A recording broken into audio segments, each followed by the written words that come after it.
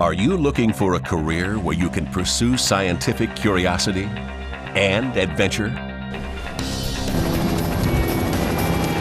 A place you can serve your country by getting up close and personal with the wonders and the forces of nature. And get hands-on with emerging technologies and tactics at the forefront of science. How would you like to get paid to explore the unknown? Chart the uncharted. Protect lives, property, and the environment. If any of this sounds appealing, you can find it in the NOAA Corps.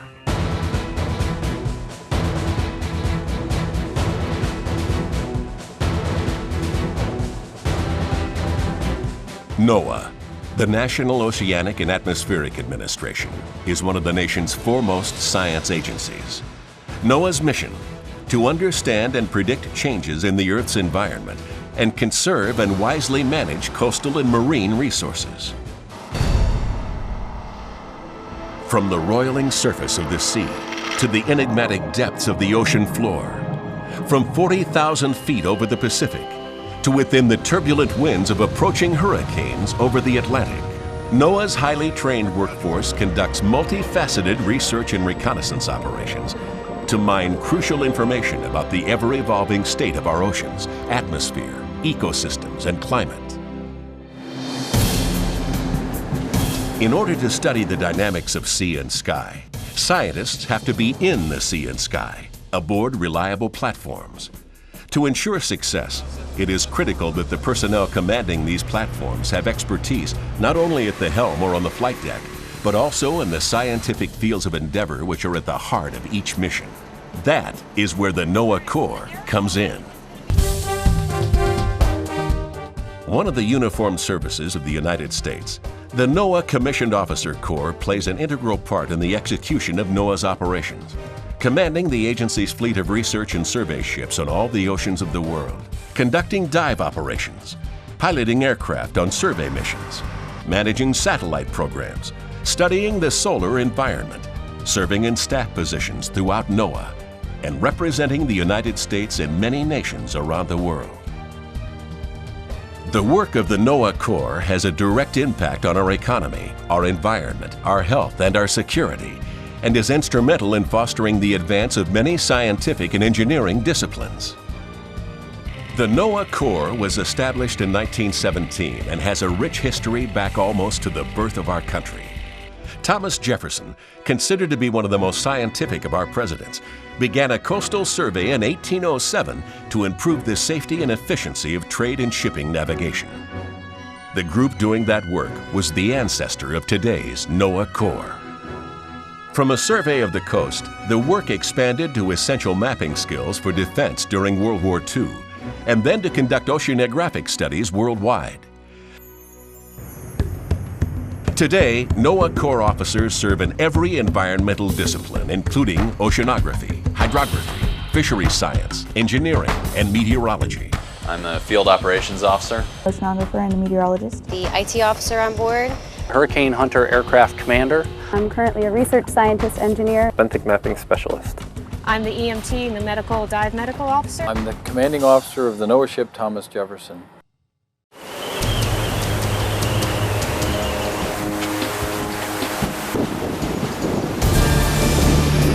In times of crisis, NOAA Corps officers bring their education, skills, and training to bear. During the very tough 2005 hurricane season, NOAA aircraft worked around the clock before the hurricanes made landfall, flying 131 missions into the storms. The CO and the staff, the Gordon Gunner, as well as the CO and the staff of the Oregon 2. Afterwards, the Corps stayed on the front lines, providing critical data required to reopen ports and deliver supplies.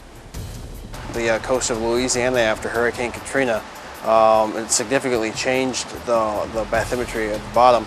84 tankers were just anchored in the Gulf of Mexico, not knowing if it was safe to move about. And commercial vessels would not come into the port until we surveyed.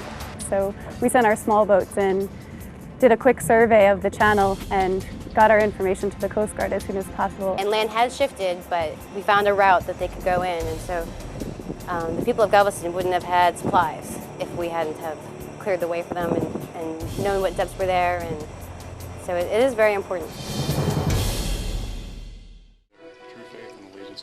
NOAA Corps officers are appointed by the President and hold ranks equivalent to the U.S. Navy and Coast Guard commissioned officers. Pay, benefits, and years of service guidelines follow the same structure as the Department of Defense. As an active duty service member, I'm entitled to many benefits, which include the Montgomery GI Bill, full health care, and then also a possibility of retiring after 20 years. So if you start when you're 25, you retire when you're 45 with a pension. And it's fantastic. It's the same benefit package that all other officers receive in, for example, the Navy or the Coast Guard. Also in common with other branches of the uniformed service, the NOAA Corps adheres to a strict code of discipline and integrity built on its core values of honor, respect, and commitment. The NOAA Corps experience is a mobile one. Officers alternate between land-based and shipboard assignments every 2 to 3 years and may be called upon to move from one side of the country to the other. Although assignments are based primarily on need and availability, whenever possible, the Corps works to match officers to assignments based on interest, background, and personal preference. This allows officers to develop a professional path early in their career from the many different opportunities that the Corps offers. NOAA was willing to take me as really just an educated but not trained person and give me all of this training, all of this experience in hydrographic survey, ship driving, operations of a large organization. I was given leadership roles, so many things that in a civilian life I wouldn't be able to do in that amount of time. You can make your own career by making connections, contacts, doing a good job in your current assignment, showing that you have the skills to do the next job you want to do.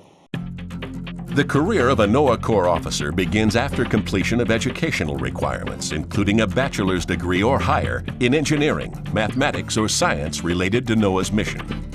After citizenship, medical, and other screenings, the officer candidate must complete the Basic Officer Training Class, or BOTC, held at the United States Coast Guard Academy in New London, Connecticut. BOTC is a rigorous 4 to 5 month program that introduces officers to many new and exciting challenges. In classrooms, simulators, small watercraft, and aboard NOAA vessels and the USCG Bark Eagle, officer candidates are taught onboard ship handling skills, including navigation, seamanship, charting, rescue skills, and firefighting. They also learn the NOAA organization and missions, as well as military protocol. The classes are typically made up of 15 to 20 officers who may work together or cross paths all throughout their ensuing careers. Upon successful completion of BOTC, the graduates, now junior officers with the rank of ensign, are assigned to a 30 to 36-month sea tour aboard one of NOAA's research vessels.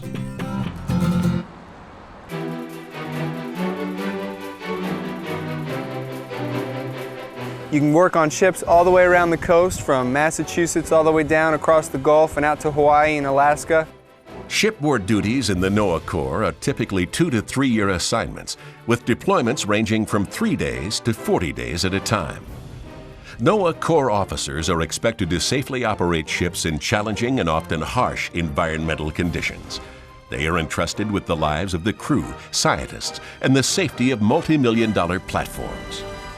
Well, if you have the privilege of becoming a NOAA Corps officer, the role of a junior officer is that you learn how to drive the ship, safely navigate it, become a qualified officer of the deck. Port end 150 RPMs. That OOD letter means that they are qualified and have my confidence to drive the ship while I'm not on the bridge watching them.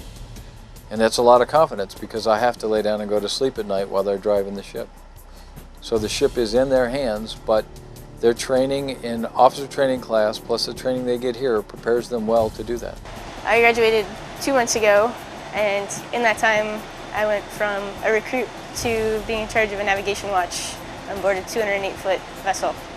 So the responsibility of that is really amazing, and that's the neat thing about the NOAA Corps is you can move so quickly and gain so much experience in such a short amount of time. My name is Matt Burton. I've been in the NOAA Corps for a year and a half. I'm an ensign and I'm the navigation officer on the NOAA ship Ronald H. Brown. Okay, this ship is mostly used for oceanographic research. That includes deep water sampling with CTD casts down to very deep depths. And also we do surface air sampling to get a complete picture of what's happening above and below the water. My job as a navigation officer, the scientists give us waypoints of where they want to go to get their samples, and I have to make sure that we get there when we're supposed to get there in the right position at the right time for them to collect their samples.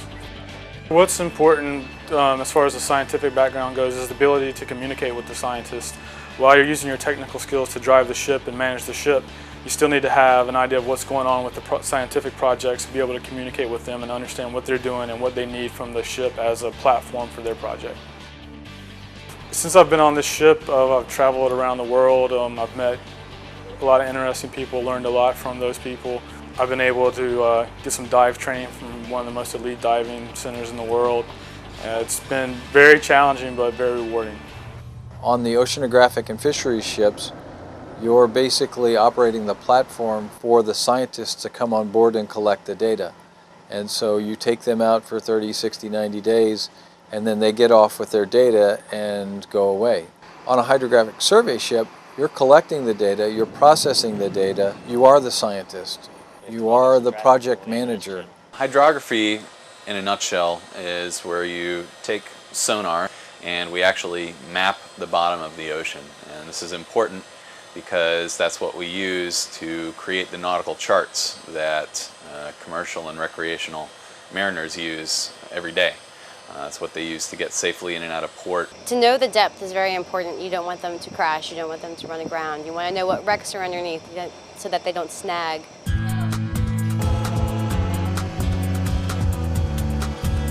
Well, my name is Ensign Andrew Ostapenko. I've been in the Corps for about a year now, and I'm a junior officer aboard the Thomas Jefferson. The nice thing about this job is most of the work is that you're not sitting behind a desk. For example, I'm right now training for the hydrographer in charge qualification as well as the coxswain qualification, so I'll be splitting my time between driving the boat and running the acquisition on the boat. So I'll actually be out there conducting operations.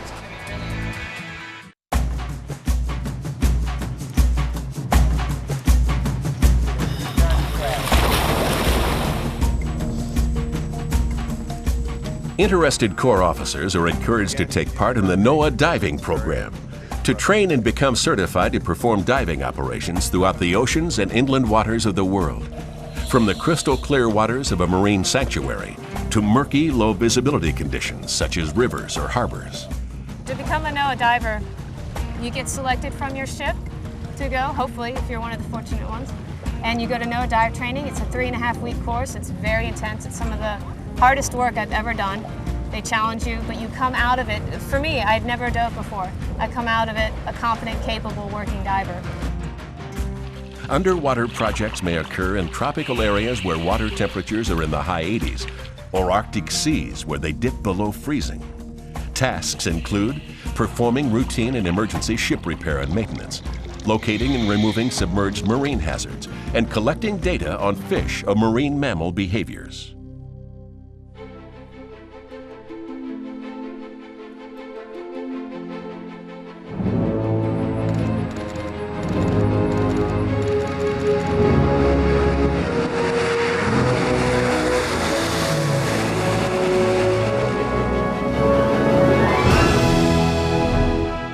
In some of the world's most demanding flight conditions, selected officers serve as pilots and navigators aboard NOAA's versatile fleet of aircraft.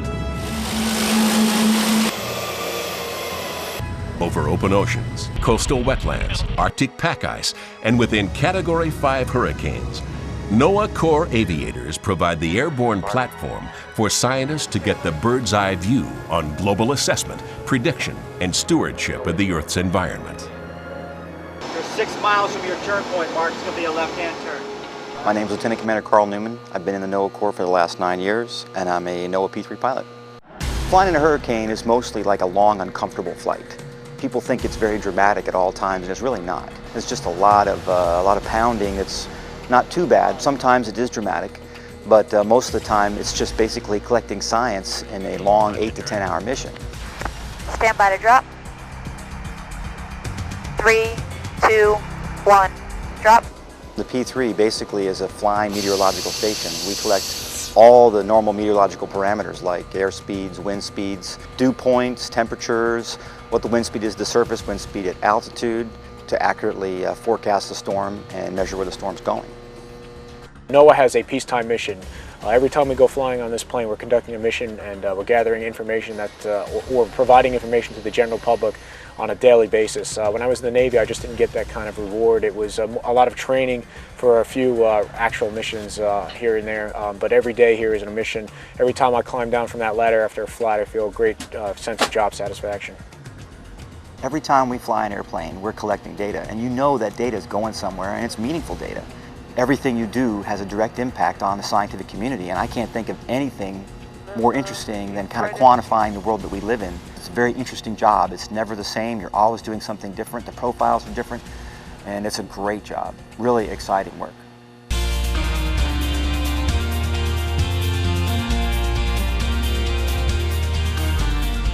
In between sea assignments, a Corps officer's unique operational expertise will make him or her a sought-after addition to any land-based project team throughout the agency. Research labs, forecast centers, small boat handling, operational centers, as well as headquarter positions give Corps officers opportunities to apply their leadership skills, diversify and advance their careers, and keep their feet on the ground for a while. Are we going to go out and catch this little bit? Okay. I'm Lieutenant Natasha Davis. I work down here in Miami. I've been in the Corps for 5 years. Right now I do a lot of fisheries research and logistics at the Southeast Fisheries Science Center. My previous assignment was on the NOAA ship Miller Freeman out in the Gulf of Alaska. Her home port is in Seattle. And she's a stern trawler, so we did a lot of fisheries research and a lot of interacting with the scientists and helping them collect the data, just facilitating their work. And then I moved down here to Miami, and now I'm actually working directly with the scientists. I am a scientist. I get to go out on NOAA vessels as a scientist, and I'm out here in the field collecting the data. See what we got. This is what I would have hoped to do. I didn't think that NOAA would let me get that directly involved with the science. I get to do all kinds of things. I have my hands in, presentations, data analysis, field work, logistics, dive operations. The NOAA Corps is a nice opportunity because you can get into so many different things. There's a lot of flexibility in the career. You move around every 2 to 3 years, which has its own hardships, but it also means that you're always learning something new. You get a broad exposure to what you're interested in. If you're not sure what you want to settle into a career, NOAA Corps is a great way to go because you can get around, you can talk to a lot of people, and maybe you fall in love with it. I plan on staying in.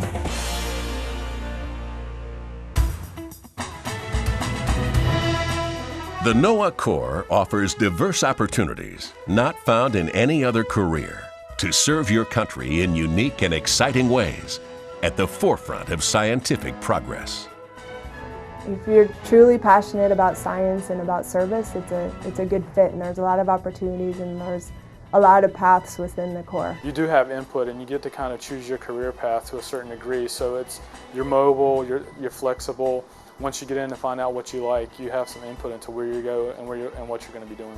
I've had 8 different assignments in a variety of fields, and they've all been diverse. They've been technical to managerial to leadership roles.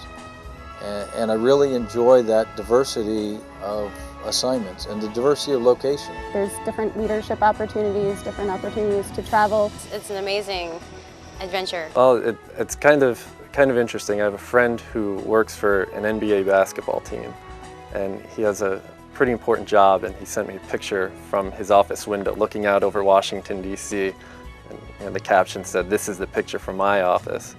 So over the course of a few days, I took pictures out of the windows of the ship, sailing past mountains in Alaska, looking at whales. Then I sent them all to him. I said, "This is the picture from my office." I think I have a better job.